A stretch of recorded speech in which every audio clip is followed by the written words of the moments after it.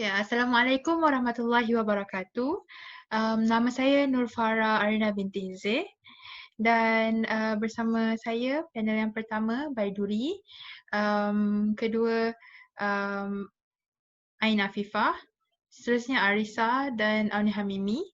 Dan dalam forum bedah wacana kami kali ini, kami akan membincangkan analisis yang telah kami lakukan ke atas wacana pilihan kami berjudul Buli Cyber dalam kalangan pelajar sekolah menengah, satu penerokaan awal. Ianya merupakan jurnal dunia pendidikan hasil karya Safiq Muhdis dari Fakulti Perniagaan, Ekonomi dan Pembangunan Sosial, Universiti Malaysia Terengganu. Ianya merupakan satu hasil kajian yang dilakukan terhadap pelajar-pelajar sekolah menengah tentang buli cyber. Dalam dunia cyber yang tidak bersempadan, buli begitu mudah berlaku tanpa diketahui siapakah pelakunya. Buli cyber merupakan antara bentuk gangguan yang paling kerap berlaku, khususnya dalam kalangan remaja masa kini yang lahir dan hidup dalam dunia serba digital dan berteknologi. Jurnal ini mengupas topik pembulian di alam maya dengan menerapkan kefahaman, punca, antara pengalaman responden, kesan dan apakah tindakan yang perlu diambil apabila berhadapan dengan masalah buli cyber ini. Aspek pertama yang akan saya bincangkan dalam forum bedah wacana kita hari ini ialah aspek peminjaman kata. Peminjaman kata suatu bahasa daripada suatu bahasa yang lain merupakan satu fenomena yang normal bagi sesuatu bahasa yang hidup. Ini merupakan salah satu perkara yang tidak dapat dielakkan oleh mana-mana bahasa di dunia ini. Pertemuan budaya suatu bangsa dengan budaya suatu bangsa yang lain merupakan faktor utama mengapa peminjaman kata berlaku. Tujuannya adalah untuk mengungkapkan apa yang sebelumnya tiada lagi di dalam budaya tersebut ataupun kaum tersebut. Bahasa kita, bahasa Melayu juga, tidak lari daripada melalui proses tersebut. Bahasa yang berpengaruh atau berbudaya tinggi apabila bertembung dengan bahasa yang kurang berpengaruh atau berbudaya rendah akan saling lengkap melengkapi. Kedatangan beberapa kebudayaan yang berlainan dengan idea-idea dan teknologi moden ke negara kita telah menimbulkan masalah kekurangan kata-kata ataupun istilah untuk mengembangkan ilmu pengetahuan kepada masyarakat. Setengah perkataan ini di dalam bidang-bidang tertentu hampir sukar untuk dicari kata atau maksudnya. Justeru itu, masyarakat mengalami kesukaran untuk berkembang ke arah kemajuan. Kekurangan kata-kata atau istilah ini menyebabkan berlakunya pengaliran masuk atau peminjaman kata-kata daripada bahasa asing. Peminjaman kata daripada bahasa asing juga berlaku disebabkan oleh kemegahan atau keperluan terhadap bahasa asing yang membawa kepada sesuatu teknologi ke dalam sebuah masyarakat.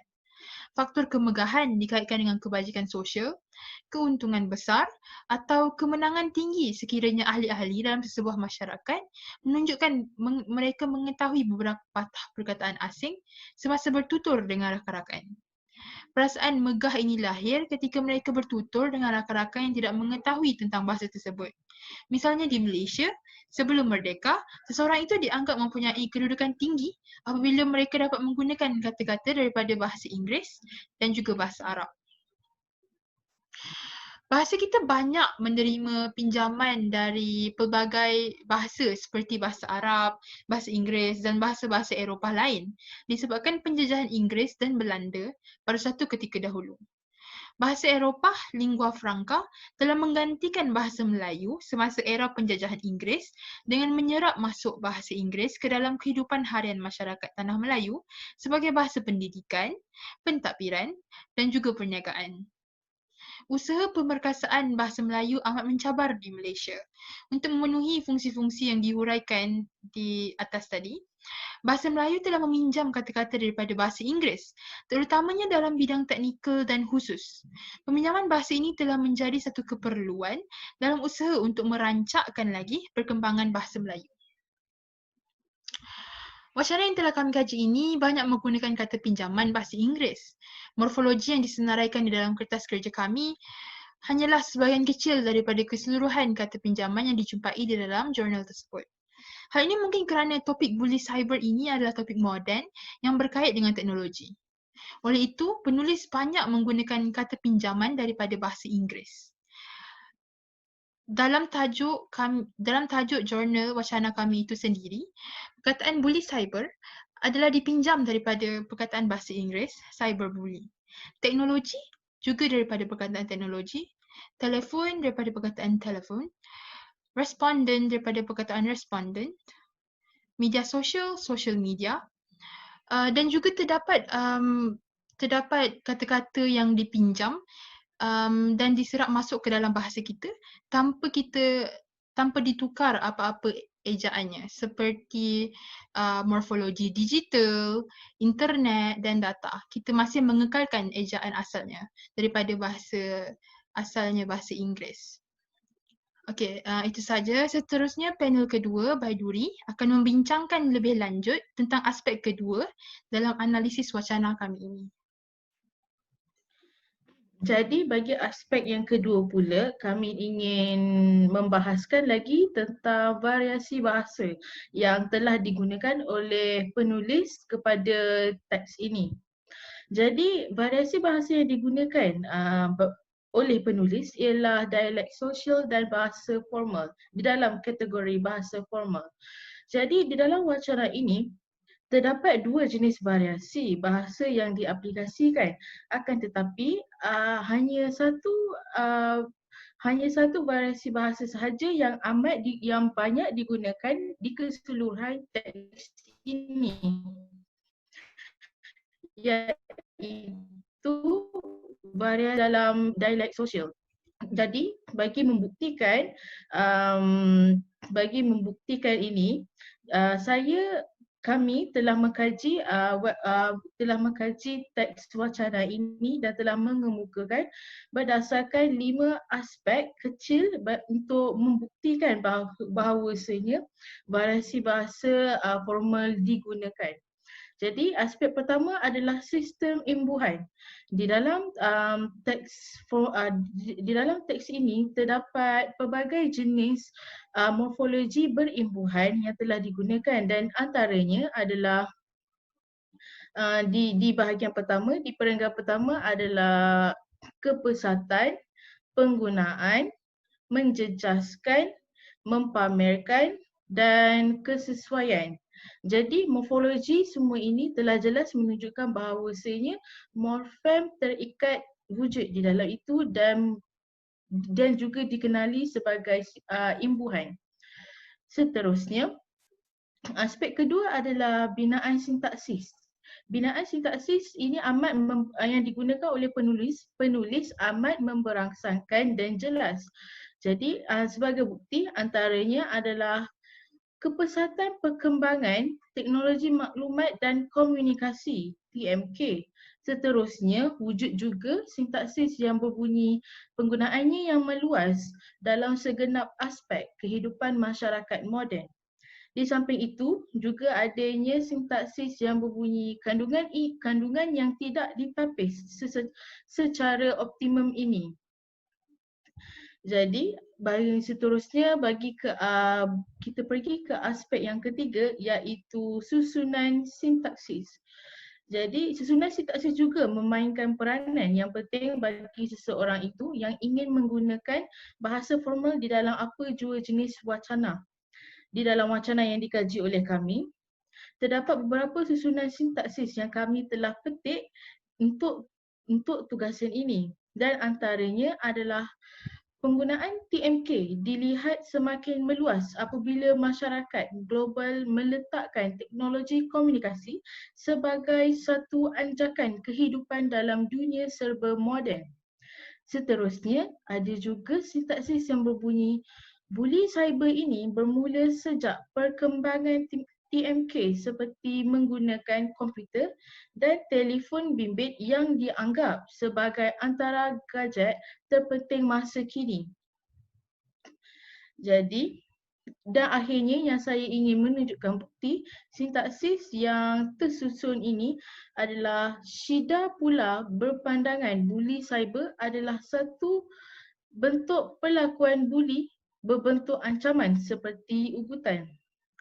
Jadi kita pergi ke aspek yang keempat, pemilihan morfologi ataupun istilah. yang dibuat oleh penulis bagi wacana ini juga sangat tepat dan penulis tidak memilih morfologi yang beliau ingin gunakan secara sembrono. Sebagai contoh, penulis memilih morfologi aplikasi alat berteknologi untuk menggantikan istilah phone atau telefon yang kerap digunakan oleh masyarakat di zaman kita.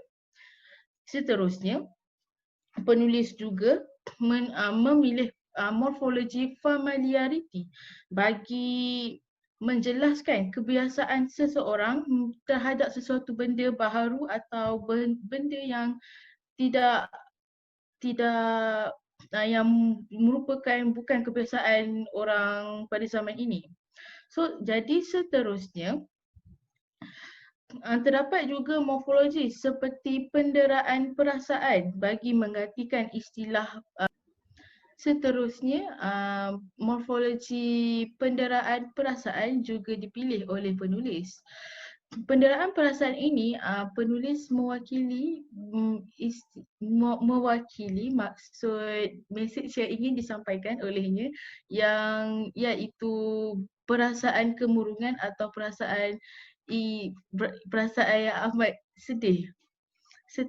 Akhir sekali, aspek yang terakhir adalah pemilihan sebutan morfologi yang dipilih oleh penulis.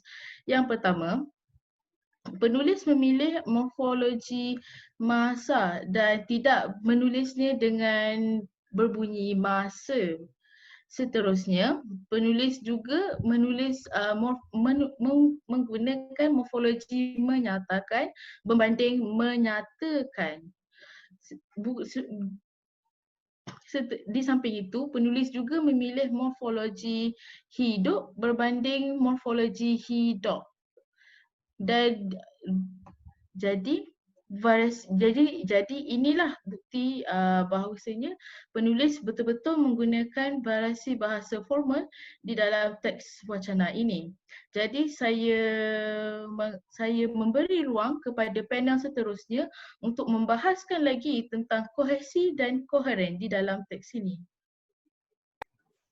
Terima kasih kepada Baiduri. Saya pula akan menerangkan ciri-ciri wacana. Saya akan merangkumi topik koheren dan kohesi. Jadi wacana merupakan kesatuan bahasa yang lengkap sama ada dalam bentuk pertuturan atau penulisan yang memperlihatkan kesinambungan fikiran dalamnya dan merujuk kepada komunikasi dalam konteks. Ini bermakna idea yang berada di dalam fikiran akan dijadikan dalam bentuk wacana. Wacana mestilah lengkap atas dasar kalimat, klausa serta koheren dan kohesi yang tinggi, juga berkesinambungan dan mempunyai pembukaan dan penutupan yang nyata. Wacana yang sempurna mengandungi aspek-aspek tersebut.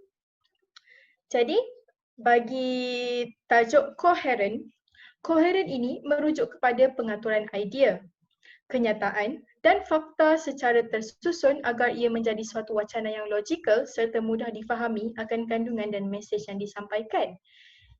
Koheren ini bertujuan untuk menyampaikan atau menjelaskan idea dan makna kepada pembaca bergantung pada situasi dan konteks. Koheren terdiri daripada idea utama dan sampingan di mana idea utama itu dihuraikan secara berkaitan dengan konteks. Ia adalah keseluruhan struktur yang semantik.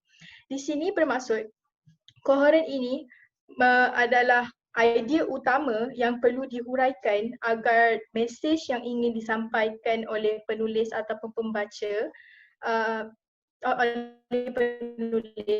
dapat difahami oleh pembaca atau pendengar. Jadi berdasarkan wacana buli cyber tersebut, wacana ini memfokuskan dan menerangkan isu tentang buli cyber. Oleh itu, di sini koheren memainkan peranan besar di mana ia perlu berhubung kaitkan isi dengan idea utama iaitu buli cyber. Koheren yang menepati konteks membantu pembaca untuk memahami kandungan dan tujuan wacana itu. Apabila dikaji secara lebih mendalam, wacana ini menepati ciri-ciri koheren. Antara koheren yang didapati melalui petikan yang diambil daripada wacana itu ialah yang pertama, dikatakan Bully cyber ini contohnya kalau kita bencikan seseorang itu, kita bercakap buruk tentang diri dia sebar melalui Facebook dan WhatsApp. Kita mengaibkan dia, bercakap buruk tentang dia padahal ianya tidak betul. Kita menyebarkan kepada orang lain jadi orang lain tahu melalui media sosial. Ujar Umi salah satu responden daripada kajian tersebut. Jadi bully cyber yang dikaitkan adalah dengan kebencian. Itu adalah idea utama wacana ini dan ianya dihuraikan lagi dengan perkaitan kebencian dengan mengaibkan. Oleh itu, sintaksis ini mempunyai koheren yang sempurna, maka idea yang dapat diperoleh daripada adalah cyberbully merupakan suatu perasaan kebencian terhadap seseorang, oleh itu aib itu disebarkan. Bagi contoh yang kedua, bully cyber berlaku kebanyakannya disebabkan hasad dengki. Contohnya rakan kita dapat like lebih banyak daripada dia di Instagram, jadi dia rasa dengki, itu semakin lama semakin tidak suka. Perkara yang tidak baik, kita sebar-sebarkan. Perkara itu kecil, kita sebarkan. Jadi ramai orang tahu memburukkan seseorang itu menjadikan orang tak suka dekat dia. Ujar juga Umi. Selain itu, wacana ini pula mengaitkan bully cyber dan hasad dengki. Hasad dengki pula dihuraikan dengan penyebaran fitnah. Seri sintaksis ini memberi koheren bahawa hasad dengki itu menyebabkan berlakunya pemfitnahan. Koheren yang menepati relevan konteks mencipta wacana yang sempurna di mana ia mudah untuk disampaikan dan difahami oleh pembaca atau pendengar. Seterusnya, kohesi. Kohesi bermakna kesepaduan antara ayat dengan ayat dalam sesebuah wacana. Sintaksis yang kohesif adalah apabila hubungan antara satu unsur dengan unsur lain serasi, maka ia dapat dikaitkan antara satu sama lain. Penggunaan kohesi yang baik dapat dilihat melalui penyusunan ayat-ayat dalam sebuah perenggan yang berkait secara logik dan bersepadu ketika menjelaskan idea dan maksud.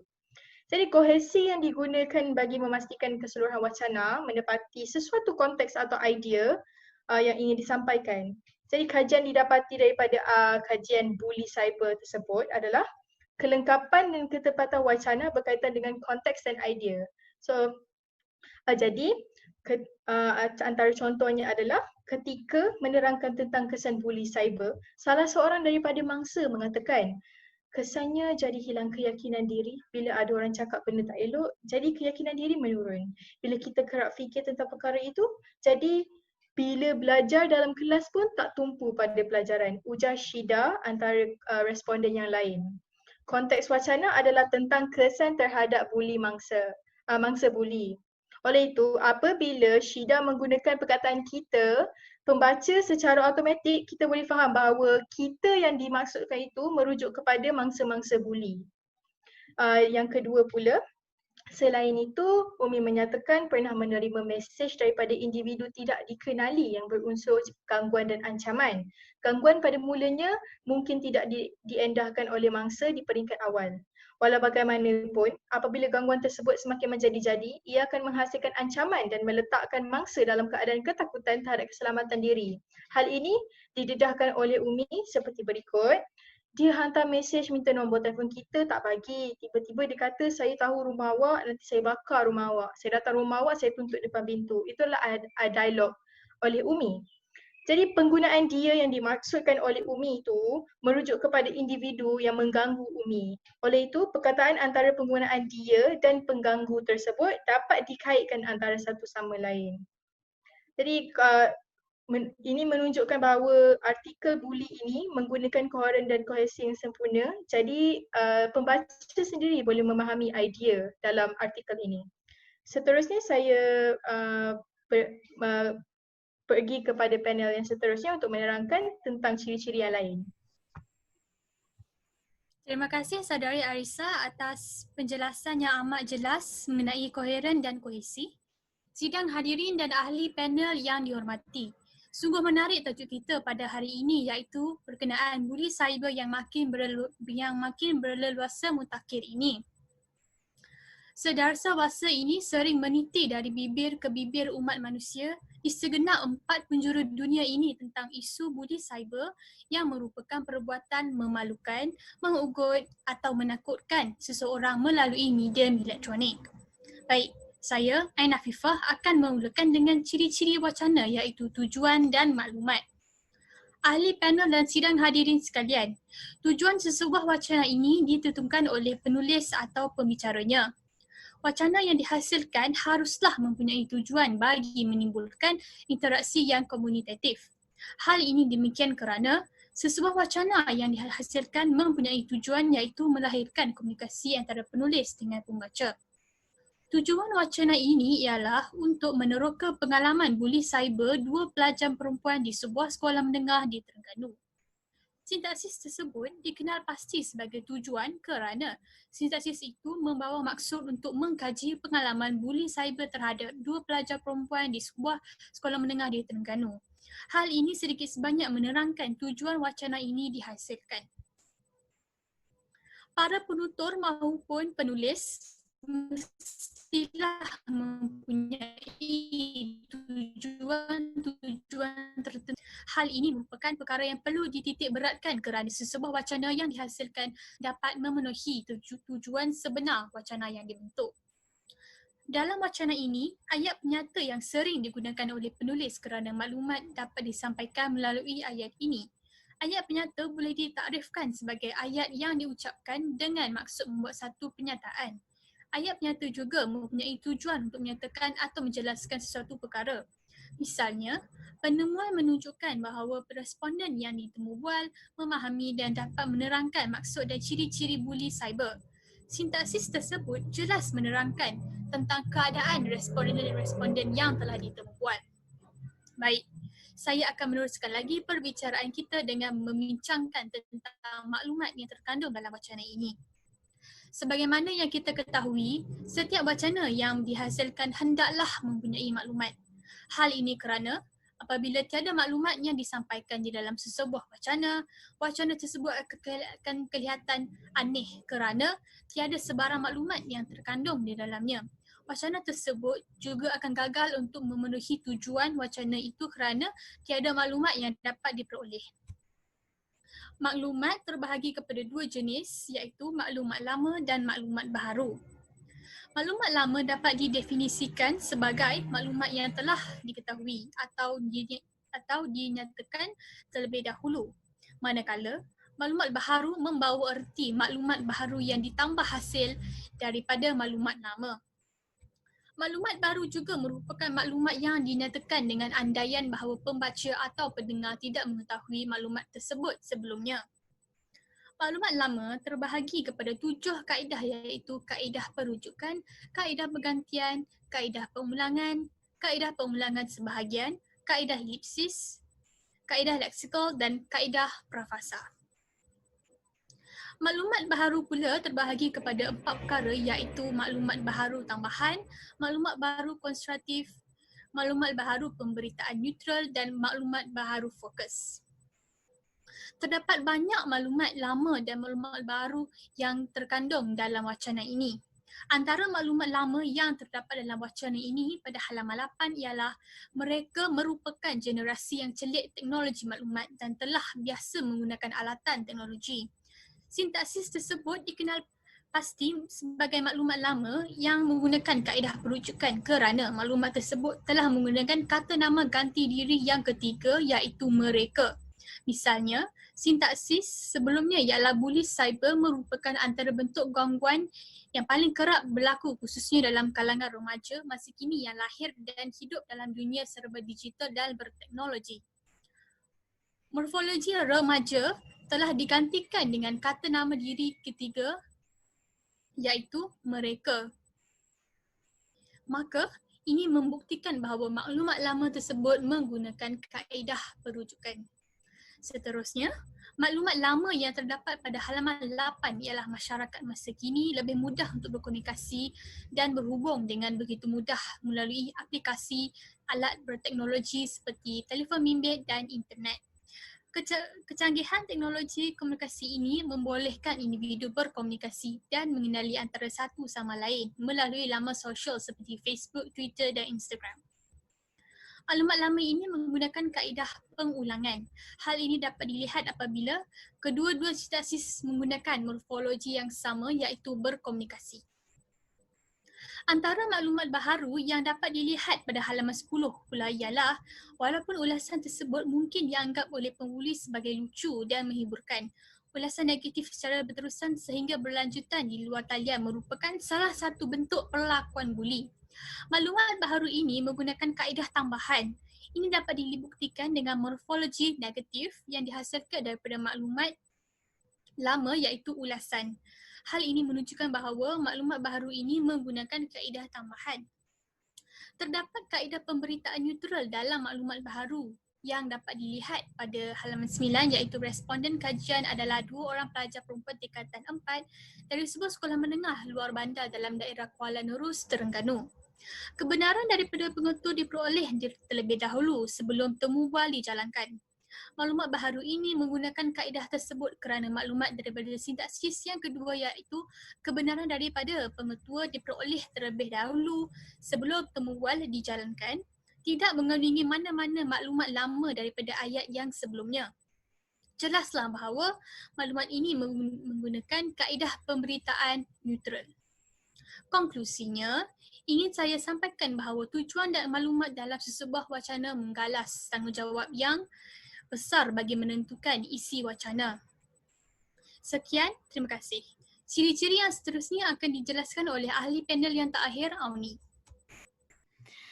Terima kasih kepada Cik Ain Afifah. Saya Auni Hamim yang merupakan panel kelima. Di sini saya ingin meneruskan perbincangan kita pada hari ini dengan ciri-ciri yang terdapat di dalam sebuah wacana, iaitu yang akan saya rungkaikan hari ini, iaitu andaian dan inference. Andaian bermaksud contoh atau misalan yang dikemukakan. Ianya bertujuan untuk menjelaskan sesuatu hujah untuk dijadikan bandingan, manakala inference merupakan kesimpulan yang dibuat berdasarkan fakta tertentu. Ianya adalah untuk memberikan maklumat baharu kepada andaian yang akan dibuat dalam ayat yang seterusnya. Untuk menghasilkan wacana yang sempurna, ciri-ciri ini haruslah berada di dalam suatu wacana. Terdapat beberapa andaian dan inference yang dijumpai di dalam wacana ini.